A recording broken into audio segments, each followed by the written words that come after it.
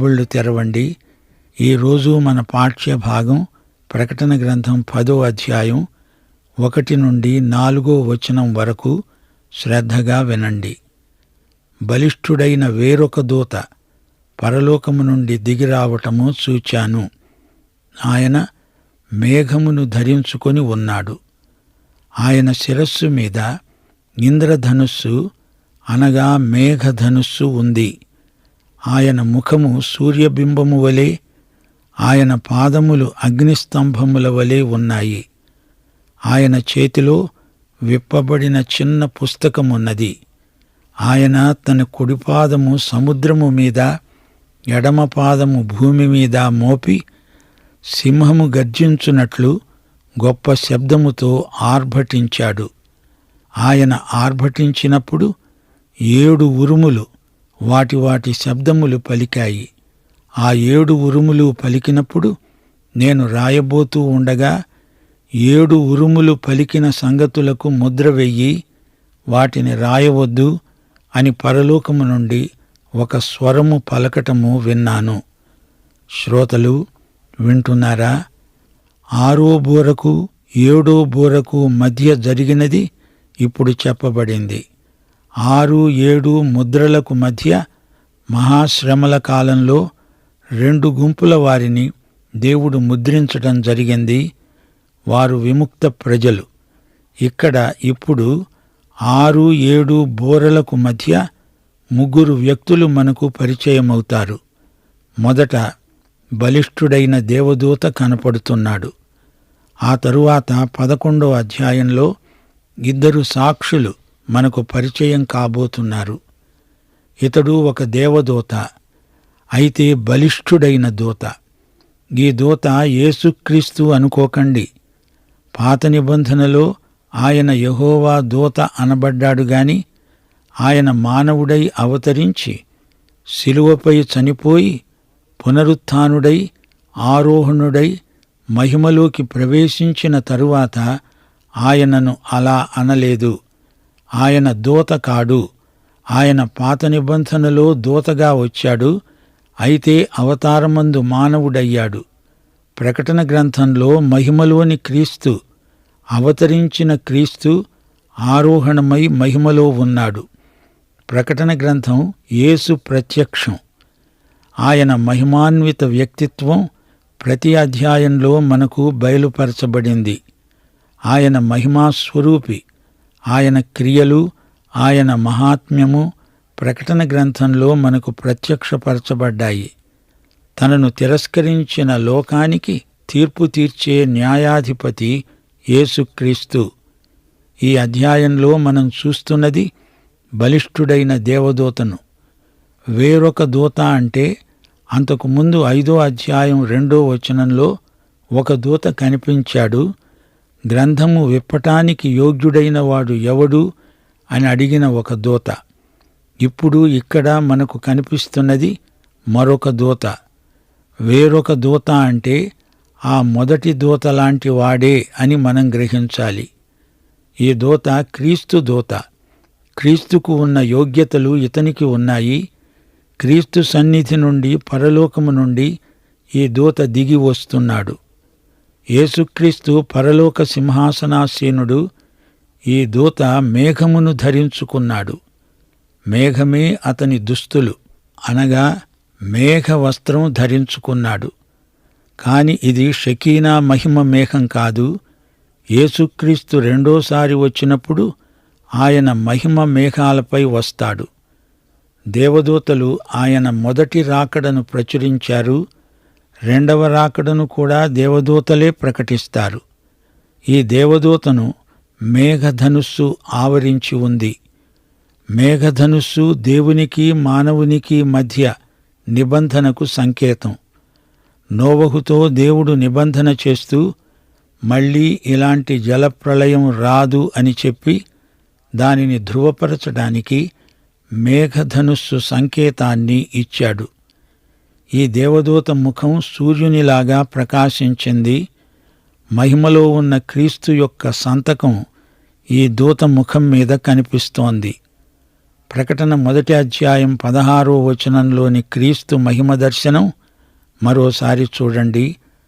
ఆయన ముఖము మహా తేజస్సుతో ప్రకాశిస్తున్న సూర్యుని వలె ఉంది. ఈ దేవదూత క్రీస్తు కాడు, దేవుని కుమారుడు కాడు, ఇతడు దూత మాత్రమే.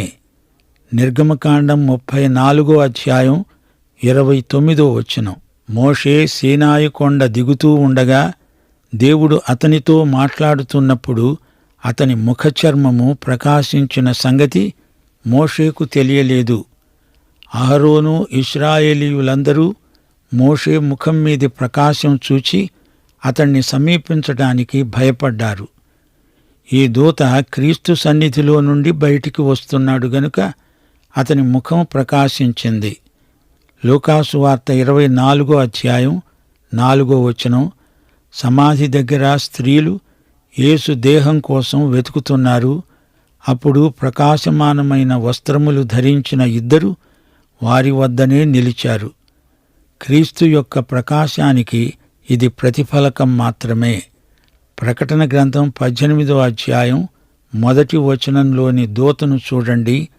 అతని ప్రకాశము అంతటా వ్యాపించింది. మాతృక యేసుక్రీస్తు. ఆయన సన్నిధిలో దూతలు కొంతవరకు ఆయన మహిమను ప్రతిఫలిస్తారు. 10వ దూత యేసుక్రీస్తు కాడు అని మా శ్రోతలు గ్రహించాలి. ఆయన మరి ఒక దేవదూత. దేవదూతలెందరో ఉన్నారు, ఇతడు బలిష్ఠుడైన దూత. ఈ దూత పాదాలు అగ్నిస్తంభాలలాగా ఉన్నాయి. ఆ దూతను గురించిన వర్ణన, అతని వ్యక్తిత్వం ఇక్కడ వివరించబడింది. రాబోయే తీర్పును గురించి ఈ దూత ప్రకటించడానికి వచ్చాడు. ఈ గొప్ప సేవకు అతనికి యోగ్యత ఉన్నది అనడానికే ఈ వివరణ. యేసుక్రీస్తు యొక్క ప్రత్యేక సేవకుడవడానికి ఇవి గుర్తింపు పత్రాలు. దేవదూతలందరూ యేసుక్రీస్తు అదుపాజ్ఞల్లోనే ఉంటారు. ఈ బలిష్ఠుడైన దేవదూత చేతిలో విప్పబడిన చిన్న పుస్తకం ఉన్నది. ఇంతకు ముందు 7 ముద్రలు గల గ్రంథం చూచాము. ఇప్పుడది విప్పబడిన గ్రంథం. ఇది చిన్న గ్రంథం. మొదట ఈ గ్రంథం తండ్రి చేతిలో ఉంది. 5వ అధ్యాయం 1 ఇదే గ్రంథం లోపల వెలుపల రాత కలిగి 7 ముద్రలు గట్టిగా వేసి ఉన్న గ్రంథం సింహాసనమందు ఆసీనుడై ఉన్నవాని కుడి చేతిలో ఉంది. ఆ గ్రంథం ఆయన కుమారుడైన యేసు చేతిలోకి వచ్చింది. శిలువ గాయాలు గల యేసు చేతుల్లో ఉంది ఆ గ్రంథం. ఆ గ్రంథాన్ని తెరిచే అధికారం ఆయనకే ఉంది. ఆయన 7 ముద్రలు విప్పాడు. అది విప్పబడిన గ్రంథమైంది. ఆ తరువాత 6 బూరలు మోగాయి. అప్పుడు యేసు తెరువబడిన గ్రంథాన్ని బలిష్ఠుడైన దూత చేతికిచ్చాడు. దేవదూత ఆ గ్రంథాన్ని యోహానుకిచ్చి దాన్ని తినమంటాడు. ఈ గ్రంథం సమస్త భూమిపై అధికారాన్ని చూపే దస్తావేజు. ఈ పుస్తకంలో రాబోయే మహాశ్రమలను గురించి రాసి ఉంది.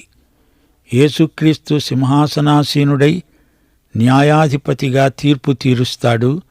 ఈ గ్రంథం తెరువబడింది. తీర్పులు ఒకదాని వెంబడి ఒకటి రాబోతున్నాయి. క్రీస్తు పక్షాన భూమిపైన సముద్రముపైన అధికారాన్ని ప్రకటించడానికి దూత చేతిలోని అధికార పత్రమే ఆ గ్రంథం. బలిష్ఠుడైన ఈ దేవదూత తన కుడిపాదము సముద్రము మీద, ఎడమ పాదము భూమి మీద మోపాడు. సముద్రము మీద, భూమి మీద యేసు ప్రభువుకు అధికారమున్నట్లు ధృవపరుస్తున్నాడు. లేవియకాండం 25:23 భూమిని శాశ్వత విక్రయము చేయకూడదు, ఆ భూమి నాదే. మీరు నా వద్ద కాపురమున్న పరదేశులు. అసలు ఈ భూమి ఎవరిది? భూమి దాని సర్వసంపూర్ణత నాదే అంటున్నాడు దేవుడు. సోదరీ సోదరులారా, గ్రహించండి. సమస్త భూమి ఎవరిది కాదు, దేవునిది. నీవు దేవునికి డబ్బిచ్చి కొన్నావా? ఎవరి దగ్గరో కొన్నాను అంటావా? మరి అతడు ఎవరి దగ్గర కొన్నాడు? ఈ విధంగా పరిశోధిస్తే అప్పుడు తేలేదేమిటంటే, దేవుని భూమిని ఎవరో ఆక్రమించుకున్నారు. కీర్తనలు 24 మొదటి వచనం అంటోంది, భూమి దాని సర్వసంపూర్ణత, లోకము దాని నివాసులతో సహా యెహోవావే. సముద్రానికి కూడా ఆయనే స్వంతదారు. అన్నిటి మీద అంతటి మీద ఆయనకు అధికారమున్నది. కీర్తనలు 8, 6-8 వచనం వరకు. నీ చేతి పనుల మీద మానవునికి అధికారమిచ్చావు. గొర్రెలనన్నిటినీ, ఎడ్లనన్నిటినీ, అడవి మృగములను, ఆకాశ పక్షులను, సముద్ర మత్స్యములను, సముద్ర మార్గములలో సంచరించే వాటినన్నిటినీ వాని పాదముల క్రింద నీవు ఉంచావు. దేవుడంటున్నాడు, మానవుడా, సముద్రాలు నావి, భూమి నాది, ఇదంతా నీకిచ్చాను. మానవుడా, నిన్ను నేనే కదా ఈ భూమి మీద ఉంచింది. భూమి మీద మనిషి దేవుని పాలేరు. మనిషికి ఇది స్వంతం కాదు, ఇది దేవుని సృష్టి. అందులో ఉన్నాడు మానవుడు. దానికి మానవుడు దేవునికి ఏమి చెల్లించాడు? ఎంత చెల్లించాడు? ఈ బలిష్ఠుడైన దేవదూత సమస్త భూమిని, సముద్రాన్ని దేవుని పేరట ఆయన సార్వభౌమాధికారానికి చెందినట్లు ధృవపరుస్తున్నాడు. తన పాదాన్ని భూమి మీద, మరో పాదాన్ని సముద్రం మీద ఉంచి ఇదంతా ప్రభువుదే అని పునరుద్ఘాటిస్తున్నాడీ దూత. సింహ గర్జనలాగా గొప్ప శబ్దముతో దూత ఆర్భటిస్తున్నాడు. తీర్పు ద్వారా ఈ లోకరాజ్యములన్నీ తన రాజ్యమవుతాయని యేసుక్రీస్తు తన దూత ద్వారా ప్రకటిస్తున్నాడు.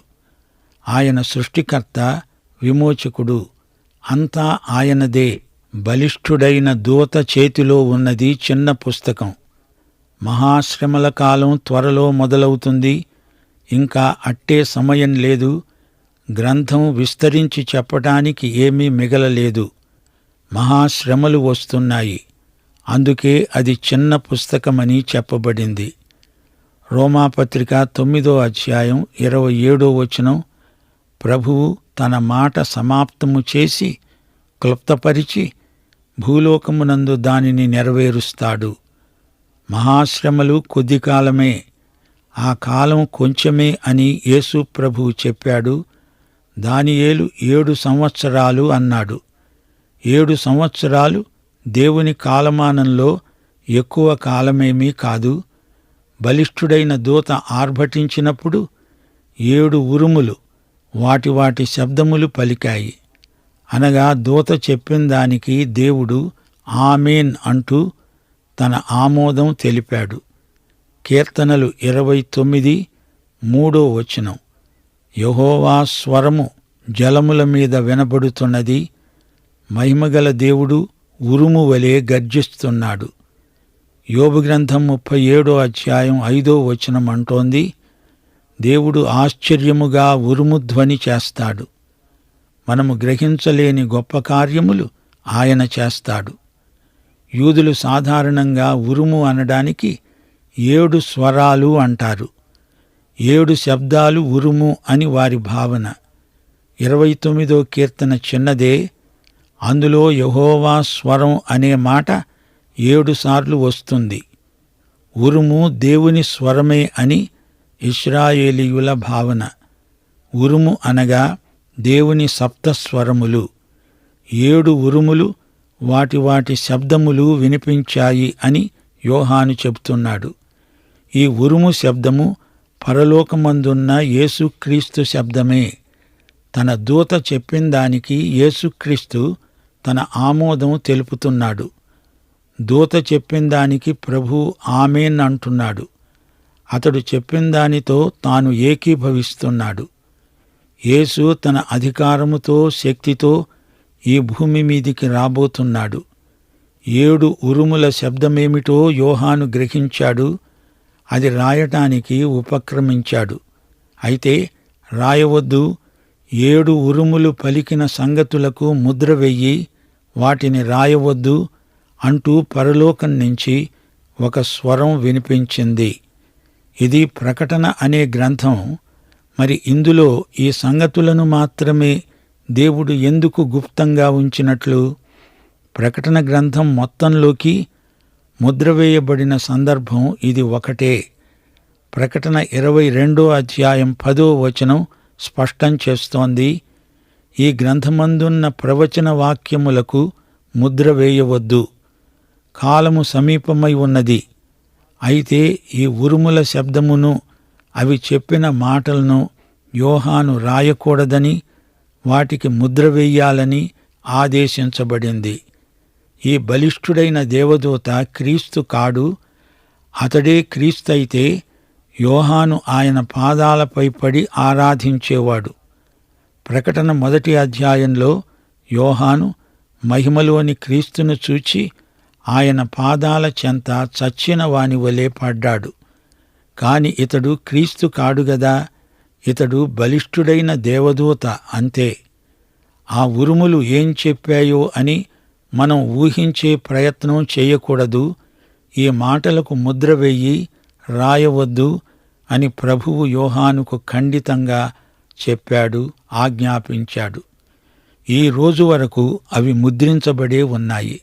అంతే, అది దేవుని రహస్యం. సంగతులు కొన్ని మరుగు చేయడం దేవునికి ఘనత. దేవుడు బయలుపరచని మర్మాలను అలానే ఉండనియండి, అందులో పాఠం నేర్చుకోండి. యేసుక్రీస్తు ప్రత్యక్షం ప్రకటన గ్రంథంతో సంపూర్ణమైంది.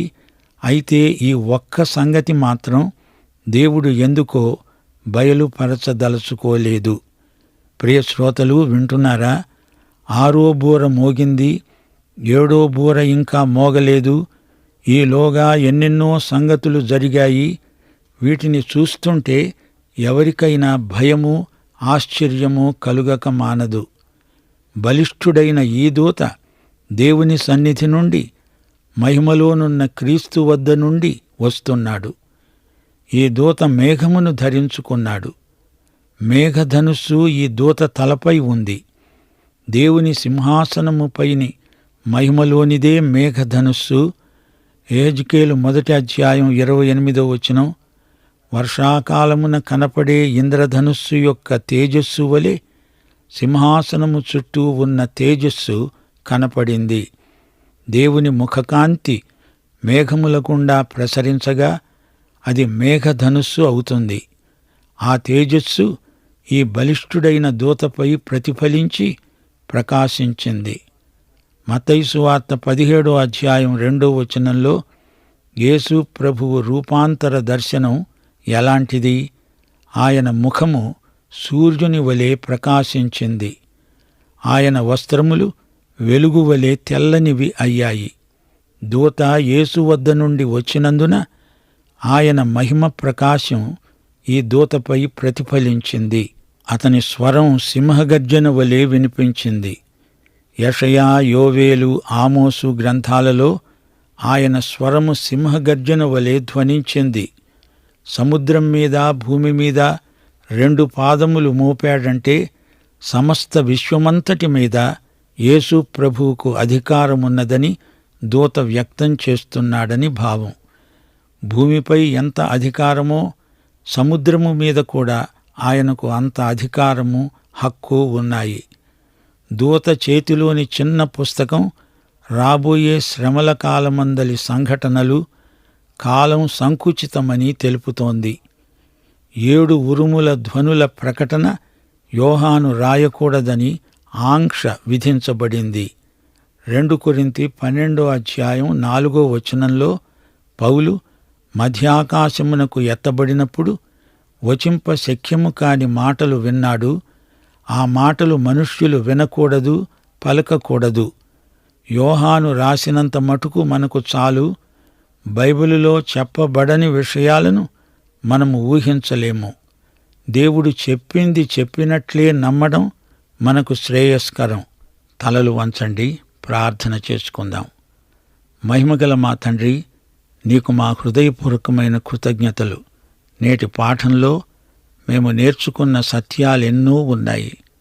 ప్రభూ, నీ యొక్క ప్రకాశం, నీ మహిమ అంతటా ప్రసరిస్తున్నది. అట్టి మహిమ మా హృదయాలలో ప్రకాశించాలని మేము ప్రార్థిస్తున్నాము. మా శ్రోతలు నీ వాక్యమును విని ఆ ప్రకారము చేయగలుగుటకు కావలసిన కృపాశీర్వాదాలు అనుగ్రహించుమని, మహిమ పొందుమని ప్రతి శ్రోతను నీ హస్తములకు సమర్పిస్తూ, ప్రతి ఒక్కరిలో నేటి వాక్యమందలి సత్యాలు నెరవేరాలని నీకు మనవి చేస్తూ యేసుక్రీస్తు వారి దివ్యనామమున ప్రార్థన చేస్తున్నాము తండ్రి. ఆమేన్.